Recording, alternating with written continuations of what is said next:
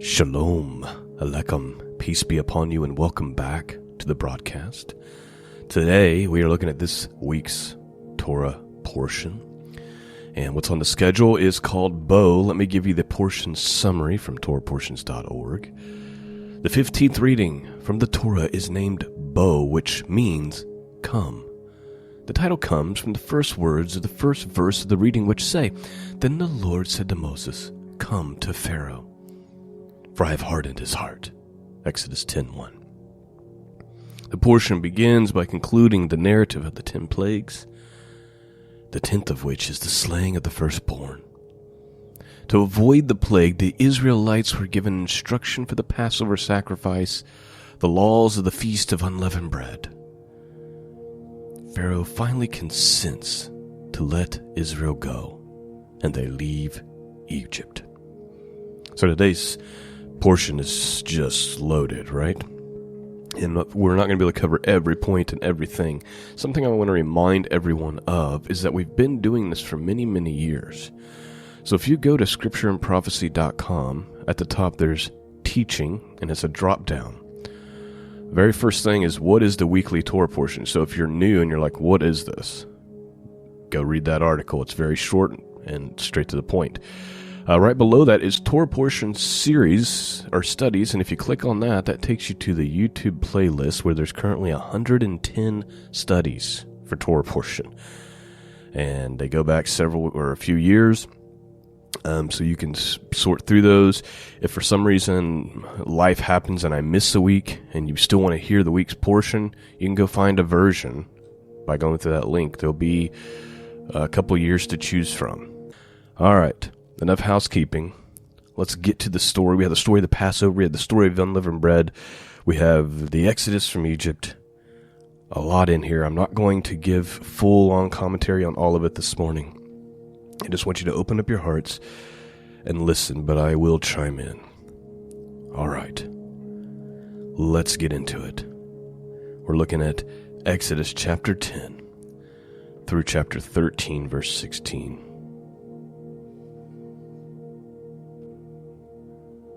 Verse 1. And Jehovah said to Moshe, Go into Pharaoh, for I have hardened his hearts and the hearts of his servants, so that I show these signs of mine before him, and that you relate in your hearing of your son and your son's sons what I have done in Mitzrayim, that is to say Egypt, and my signs which I have done among them. And you shall know that I am Jehovah. So please note, we've talked about the hardening of the heart. I've given you some possible explanations, and I think it's not as simple as there's one reason, but here is a reason that God gives to Moses. He says, go in, this is going to be the last time, go into Pharaoh. I have hardened his heart and the hearts of his servants. Or like we discussed, it could mean I've given them courage to pursue the route that they want to pursue anyway. But either way, he tells them one of the reasons why he's doing this, so that he can show his signs in Egypt, and so that Moses and the Israelites will know without a doubt who the one true God is. He says to Moses, so that you will relate this in the hearing, the King James says, so that you may tell this in the ears of your son and thy son's sons, what I did in Egypt, and what I did among them, that ye may know that I am Jehovah. He's saying, I'm part of the reason that this whole thing is coming about is so that you have this story to tell to your children and your children's children, and so nobody will forget who God is. Verse 3, And Moshe and Aaron came to Pharaoh and said to him, Thus said Jehovah Elohim of the Ivrim, that is to say, Hebrews, Till when shall you refuse to humble yourself before me? Let my people go so that they may serve me. Or else, if you refuse to let my people go, see, tomorrow I am bringing locusts within your borders, and they shall cover the surface of the land, so that no one is able to see the land, and they shall eat the rest of what has escaped, which remains to you from the hail and they shall eat up every tree which grows for you and out of the field. And they shall fill your houses, and the houses of your servants, and the houses of all the Mizraites, which neither your fathers nor your fathers' fathers have seen since the day that they were on the earth to this day. Then he turned and he went out from Pharaoh. And Pharaoh's servants said to him, Till when would this one be a snare to us? Let the men go so that they serve Jehovah their Elohim. Do you not know that Mizraim, that is to say Egypt, is destroyed? So please note the servants. They're like, how long are you going to let this continue? They're talking to Pharaoh. They're like, let him go. Let him go serve Jehovah. Do you not see, O great king, that Egypt has been destroyed? A whole nation is being annihilated for one man's pride. This is the sad state of affairs with leaders. We see it in our world today, right? How many people around the world are suffering because of poor, selfish people, wicked, devil-worshipping people are in the positions of power. The whole world suffers at the hands of a handful of people. Pharaoh's servants are like, Egypt is done. There's nothing left. Why are we continuing this show? Verse 8, and Moshe and Aaron were brought back to Pharaoh, and he said to them, Go, serve Jehovah your Elohim. Who are the ones that are going? And Moshe said, We are going with our young and our old, and with our sons and our daughters and our flocks and our herds. We are going, for we have a festival to Jehovah. And he said to them, Let Jehovah be with you as I let you and your little ones go. Watch, for evil is before your face. Not so. You men go now and serve Jehovah, for that is what you desired. And they were driven out from the presence of Pharaoh. And Jehovah said to Moshe, Stretch out your hand over the land of Mitzrayim, for the locusts to come upon the land of Mitzrayim and eat every plant of the land, and all that the hail has left. Moshe stretched out his rod over the land of Mitzrayim, and Jehovah brought an east wind on the land all that day and all that night. Morning came, and the east wind brought the locust. And the locust went up over all the land of Mitzrayim, and settled within the borders of Mitzrayim, very grievous. There had never been locusts like them before, nor would there again be like them. And they covered the surface of the land, and the land was darkened, and they ate every plant of the land and all the fruit of the trees which the hail had left. And no greenness was left upon the trees or on the plants of the field in all the land of Mitzrayim. Pharaoh then called for Moshe and Aaron in haste and said, I have sinned against Jehovah your Elohim and against you. And now please bear my sin only this once, and pray to Jehovah your Elohim that he would only turn away this death from me. And he went out from Pharaoh, and he prayed to Jehovah. And Jehovah turned a very strong west wind, which took the locusts away, and they blew them into the sea of reeds. Not one locust was left within all the border of Mitzrayim. However, Jehovah hardened the heart of Pharaoh, and he did not let the children of Israel go. And Jehovah said to Moshe, Stretch out your hand toward the Shemayim, that is to say heavens, and let there be a darkness over the land of Mitzrayim, even a darkness which is felt. Please note that's an interesting concept. One that's hard to understand, and we can go read all kinds of people's thoughts. Truth is, we don't know what it is, but there's a darkness that's coming over Egypt. It's a darkness that's not only can be seen with the eyes, but you feel it within your spirit. Darkness. I feel like there's a darkness over the world now. Not one that can be seen, but one that can be felt.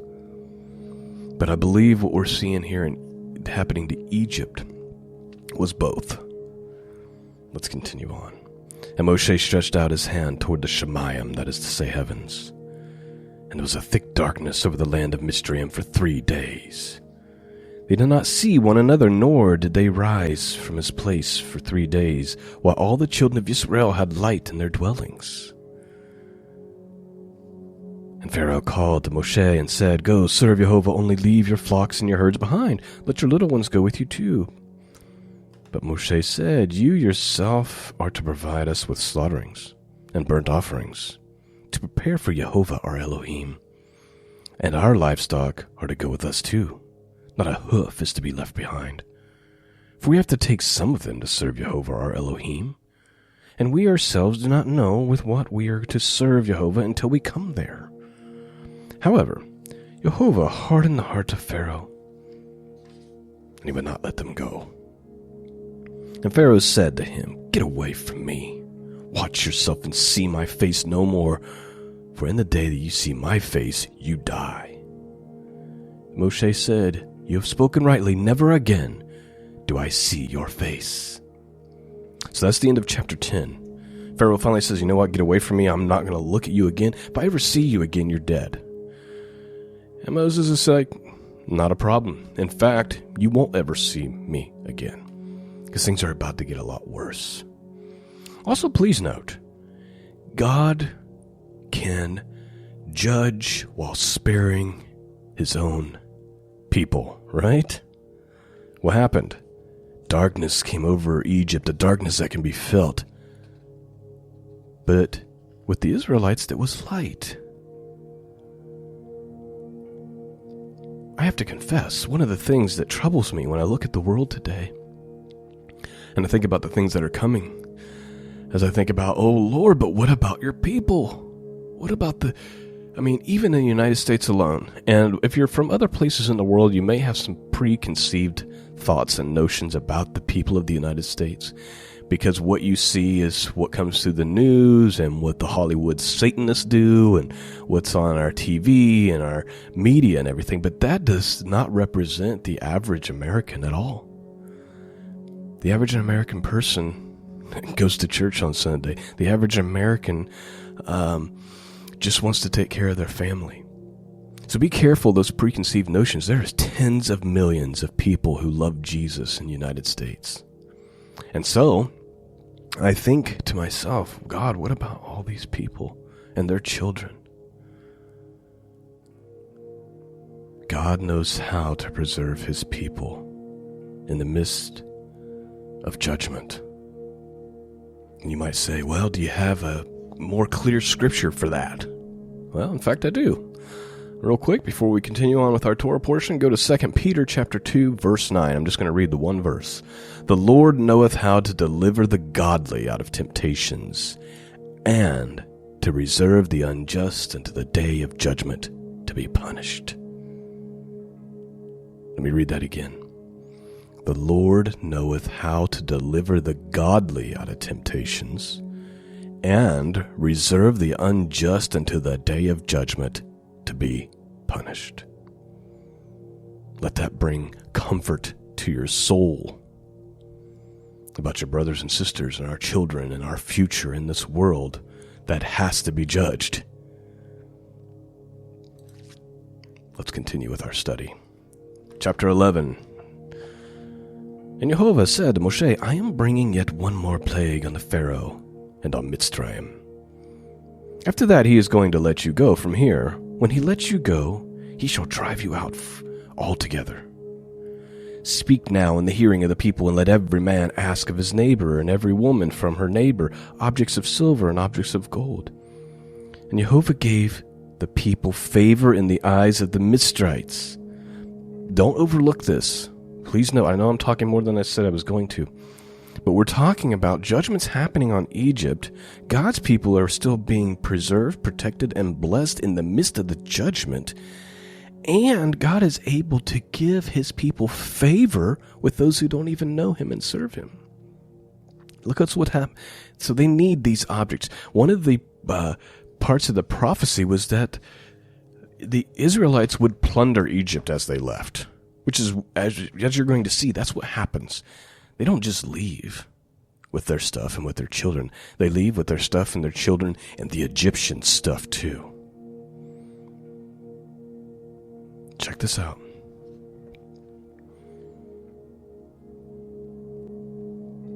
And Jehovah gave the people favor in the eyes of the Mitzrites, that is to say, the Egyptians. And the man Moshe was very great in the land of Mitzrayim, and in the eyes of Pharaoh's servants, and in the eyes of the people. Moshe said, Thus said Jehovah, about midnight I am going out into the midst of Mitzrayim, and all the firstborn in the land of Mitzrayim shall die, from the firstborn of Pharaoh, who sits on his throne, even to the firstborn of the female servant, who is behind the handmill, and all the firstborn of the cattle. And there shall be a great cry throughout all the land of Mitzrayim, such has never been, or ever be again. But against any of the children of Yisrael, no dog shall move its tongue, against man or against beast, so that you know that Jehovah makes distinction between Mitzrayim and Yisrael. You see? Continues to lend to the thought. God knows how to preserve the righteous in the midst of judgment. One of the signs is not even a dog is going to move. It's a dog. You know how dogs are, right? I'm not a dog person. I'm sure many of you are. You can't walk by a dog without it barking at you. Especially if it's one of those little dogs, right? This isn't an insult to anybody who loves dogs. But it's to make a point. God is showing that there's a distinction. At this point, the Egyptians know that the Israelites are favored by God. They're not being harmed by the plagues. Everyone knows now, even the animals. Verse 8, And all these servants of yours shall come down to me, and to bow down to me, saying, Get out, you and all your people, at your feet. And after that I shall go out. And he went out from Pharaoh in great displeasure. But Jehovah said to Moshe, Pharaoh is not going to listen to you, in order to multiply my wonders in the land of Mitzrayim.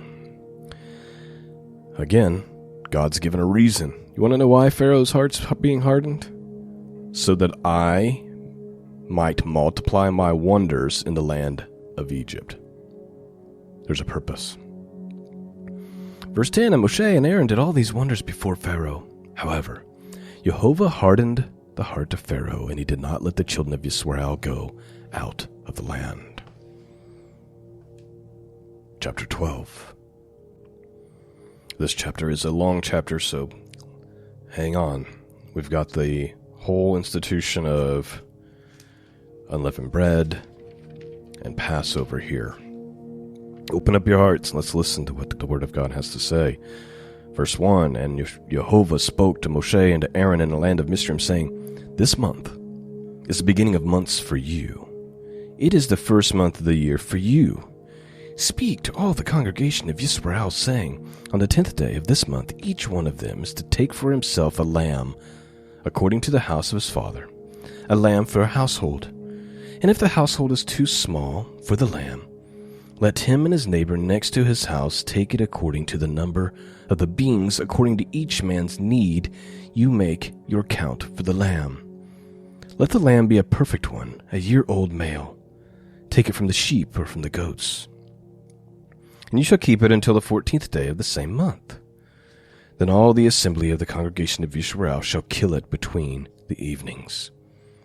And they shall take some of the blood and put it on the 2 doorposts, on the lintel of the houses where they eat it. And they shall eat the flesh on that night, roasted in fire, with unleavened bread, and with bitter herbs they shall eat it. Do not eat it raw nor boiled at all with water, but roasted in fire, its head, its legs, and its inward parts. Do not leave it of until morning, and what remains of it until morning you are to burn with fire. And this is how you eat it: your loins girded, your sandals on your feet, your staff in your hand, and you shall eat it in haste. It is the Pesach, that is to say Passover, of Jehovah. Please note, I wrote a short little book. It probably takes 15 minutes to read. It's on Amazon, called Passover. I wrote it in 2020 because in 2020, as everything was unfolding, I was having this thought. What if everyone's looking for the resurrection, the rapture, the return of Messiah? What if everybody's looking for that on the Feast of Trumpets, when maybe it's more of a Feast of Passover type of event? Because look at what's happening. Look at how they're to eat the Passover. You need to have all your clothes on, you need to have your shoes on, you need to have your walking stick, your cane in your hand, ready to go at a moment's notice. It's this picture of being prepared. You don't know when it's going to happen, but when the call comes, you've got to be ready to go right now. That's what's happening here. Listen closely. This is how you eat it.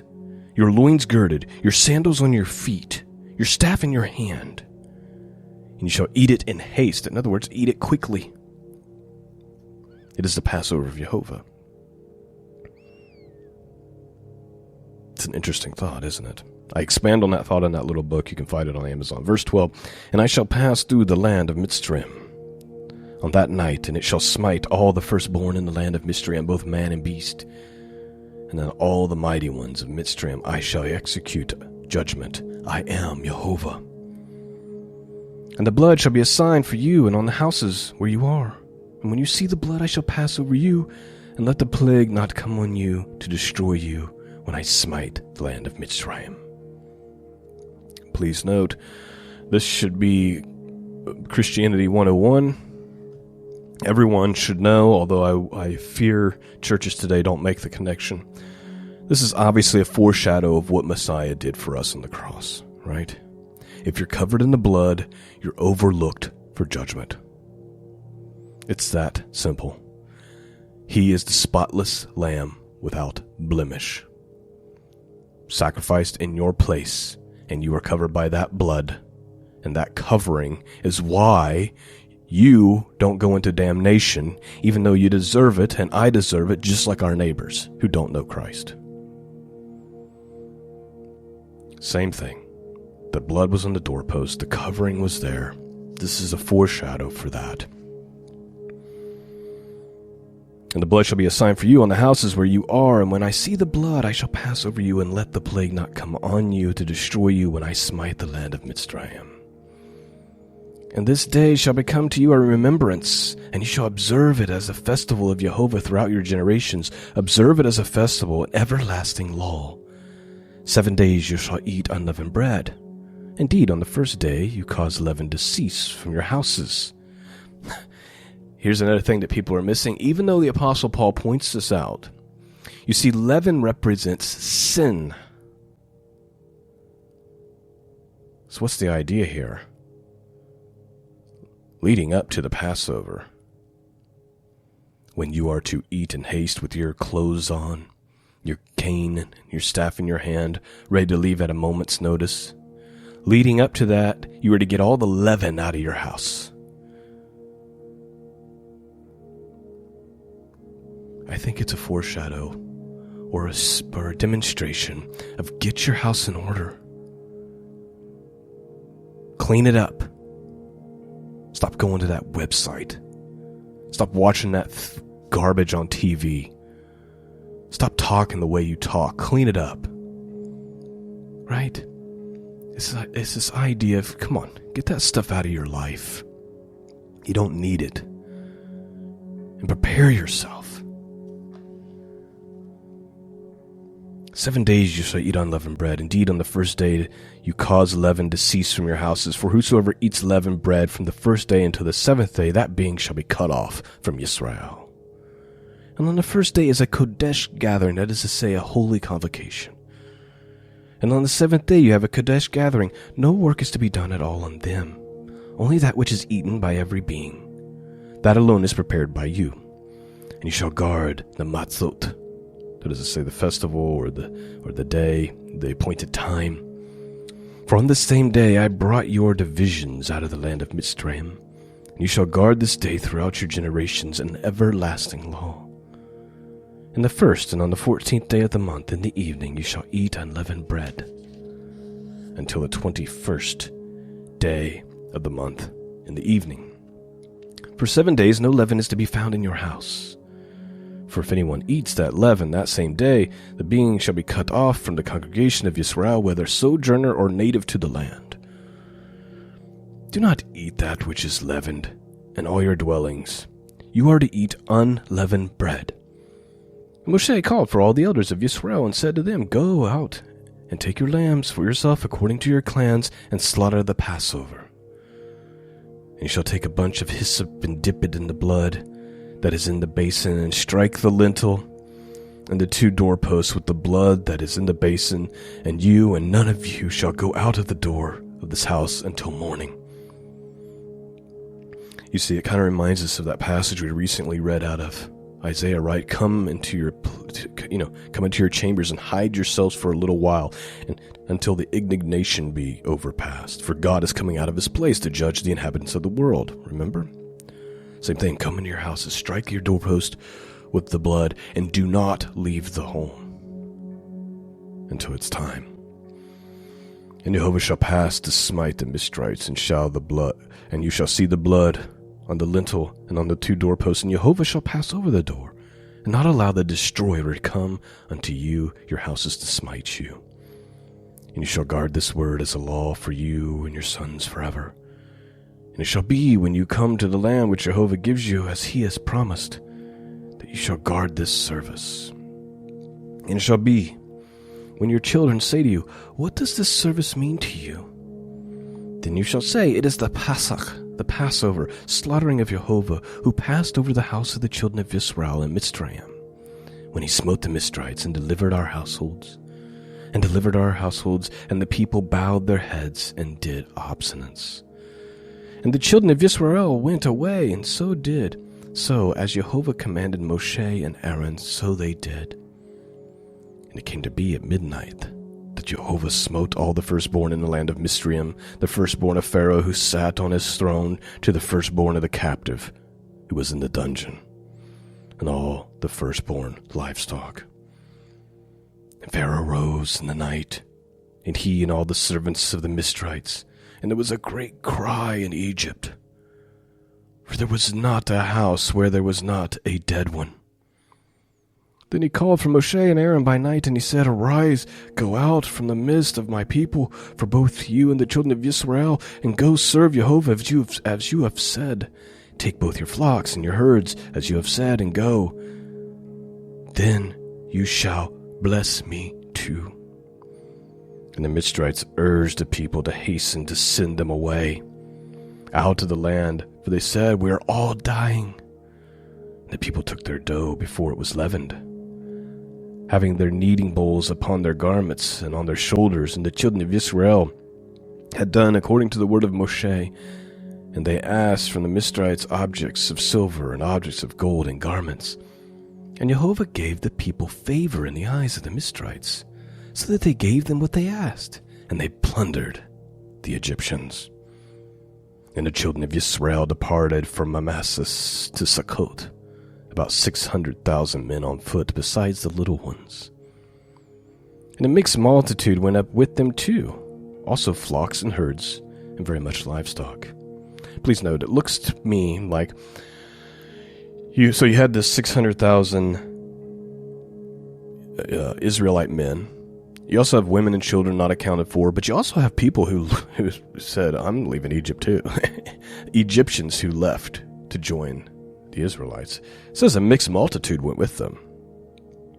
Verse 39, And they baked unleavened cakes of dough which they had brought out of Mitzrayim, for it was not leavened, since they were driven out of Mitzrayim, and had not been able to delay, nor had they prepared food for themselves. And the sojourn of the children of Israel who lived in Mitzrayim was 430 years. And it came to be at the end of the 430 years, on that same day it came to be that all the divisions of Jehovah went out from the land of Mitzrayim. It is a night to be observed unto Jehovah, for bringing them out of the land of Mitzrayim. This night is unto Jehovah to observe by all the children of Israel throughout all their generations. And Jehovah said to Moshe and Aaron, This is the law of the Pesach, that is to say, Passover. No son of a stranger is to eat it. But any servant a man has bought for silver, when you have circumcised him, then you may let him eat it. A sojourner and a hired servant does not eat of it. It is eaten in one house. You are not to take any of the flesh outside of the house, nor are you to break any bone of it. Please note at the crucifixion of Messiah, no bones were broken, just like no bones of the perfect lamb are to be broken.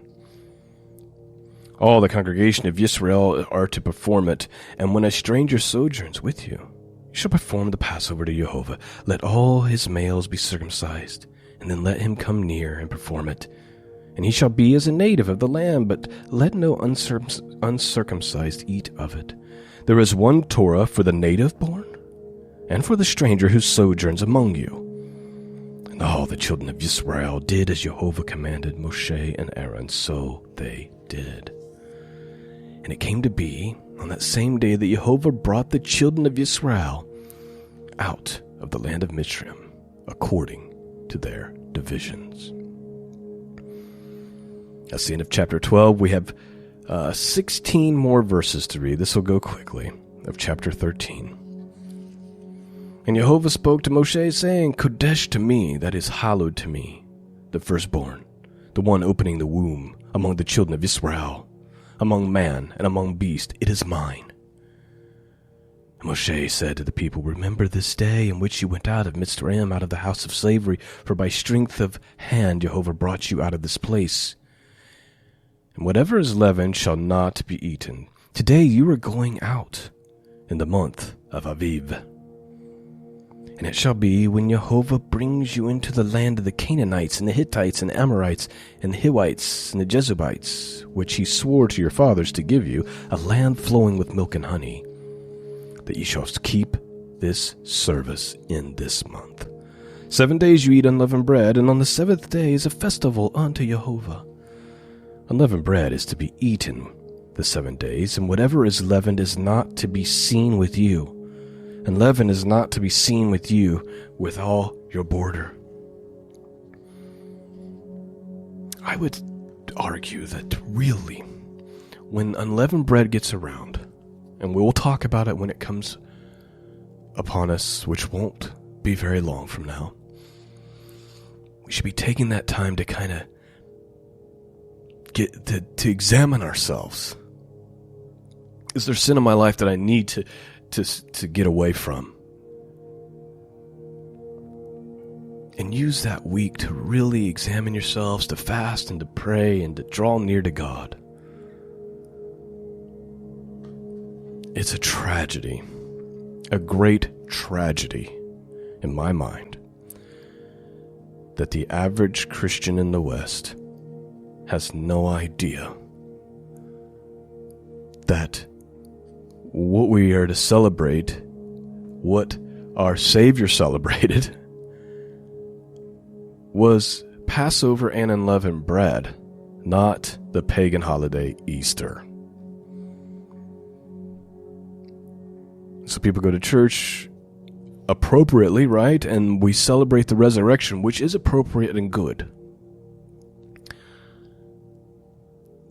But how many people are understanding this connection?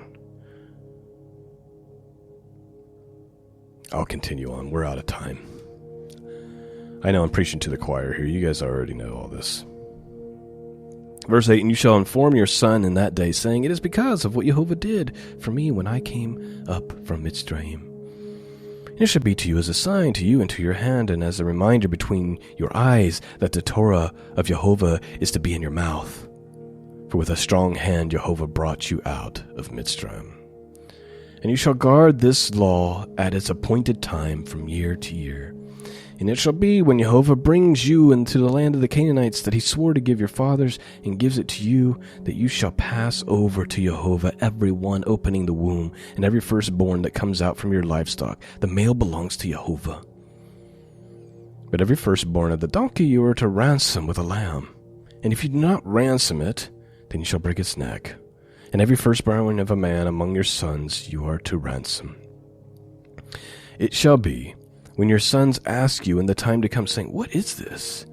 Then you shall say to him, By strength of hand Jehovah brought us out of Mitzrayim and out of the house of bondage. And it came to be, when Pharaoh was too hardened to let us go, that Jehovah killed every firstborn in the land of the Mitzrayim, both the firstborn of the man and the firstborn of the beast. Therefore I am slaughtering to Jehovah every male that opens the womb, but every firstborn of my sons I ransom. So it's this idea that every firstborn is to be committed, every firstborn male is to be committed to God, and of the livestock and everything is a slaughtering unto Jehovah as a reminder of what he did, what the destroyer did, where every firstborn in Egypt was killed. Last verse. And it shall be as a sign on your hand and on your frontals between your eyes. For by strength of hand Jehovah brought us out of Mitzrayim, that is to say, Egypt. That, my friends, is our long study, which is why it's being done this morning. I did not have time on Friday morning, as I typically would. I knew I was going to need 40 minutes, and so here we are. I pray you've been blessed this morning. Just a quick reminder, I know I say this all the time. First of all, I'm so grateful and thankful for those of you who support the podcast and pray for me. But support, as far as Patreon subscribers are concerned, has been down year over year since 2020, and we have less Patreon subscribers than we had back in like 2018. So it's continuing to decline. So if you're being blessed by this and you have the means and you would like to support the podcast, you can do that by going to scriptureandprophecy.com and doing the donate and support tab. If you're in a position where that would put you in a bad position, please don't do that. Your prayers are equally important, so just pray for the work. Pray for me and my family. That is sufficient, and I'm so grateful for those of you who do that. That's all I have for you this morning. Peace and grace be with all of you. And until next time, God bless.